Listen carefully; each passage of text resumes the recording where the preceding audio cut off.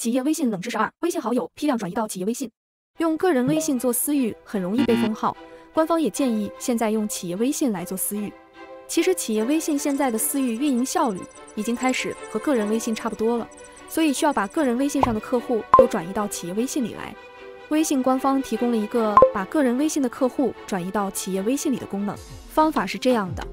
打开企业微信右上方的加号，选择添加客户，选择从微信好友中添加。如果你的企业微信没有绑定个人微信，会弹出一个绑定提醒。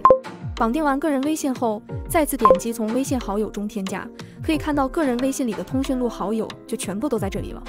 接着再挨个点击添加按钮，去邀请别人通过你的加好友请求。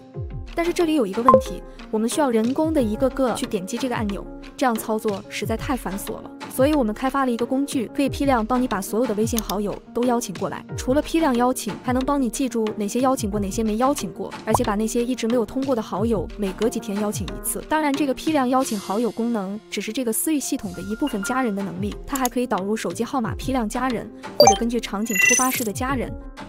这个系统很多互联网大厂都在用。